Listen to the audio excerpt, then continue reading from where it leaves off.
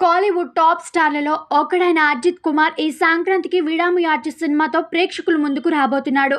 తిరుమణి దర్శకత్వంలో Lyca productions నిర్మించిన చిత్రం ఇది. ఇటీవల రిలీజ్ అయిన టీజర్ యాక్షన్ ఫాస్టింగ్ సాగే అజిత్ అభిమానులు ఆకట్టుకుంది. అయితే నిజానికి ఈ సినిమా స్థానంలో అజిత్ వేరే చిత్రం చేయాల్సిందే.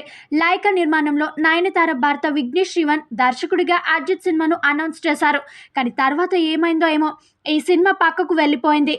మిగిలిన కథ తెరపైకి వచ్చింది. ఆది సినిమాగా తెరకెక్కింది. అజిత్తో తన సినిమా ఏమైందనే విషయాన్ని ఇప్పుడు రౌండ్ టేబుల్ సమావేశంలో విఘ్నేష్ శివన్ వెల్లడించాడు.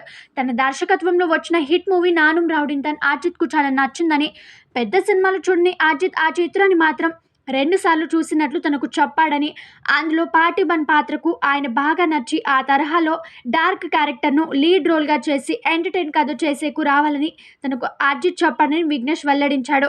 తను ఆయన చెప్పిన ప్రకారమే కథ రెడీ చేశానని, ఫహద్ ఫజిల్ మూవీ ఆవేశం తరహాలో ఆ స్క్రిప్ట్ తయారైందని, యూనిక్ స్టోరీ రెడీ చేశానని, తర్వాత లైకా అధినేతలకు ఆ కథ చెప్పానని విఘ్నేష్ చెప్పాడు.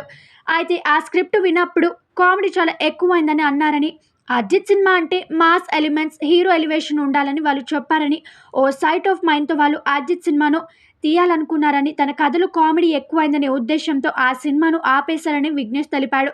ఇక ఇదే లైకా సంస్థలో శివకార్తికేయన్ హీరోగా తను ఎల్ఐసి పేరుతో ఓ సినిమా చేయాల్సిందని, అయితే భవిష్యత్తు నేపథ్యంలో నడిచి ఆ కథకు బడ్జెట్ ఎక్కువ అవుతుందని, అదే కథను ప్రస్తుతం సమయంలోకి మార్చి సినిమా చేయమని తనకు చెప్పారని, కానీ బాహుబలి కథను వర్తమానంలో నడిపితే ఎలా సూట్ కాదో తన కథను కూడా భవిష్యత్తులో కాకుండా ప్రస్తుత సమయంలో తీస్తే బాగుంటుందనే ఉద్దేశంతో నిర్మాతలకు గుడ్ బై చెప్పేశానని, తన ప్రొడక్షన్నే ఈ సినిమా చేసే ప్రయత్నం చేస్తున్నానని విఘ్నేష్ వెల్లడించాడు.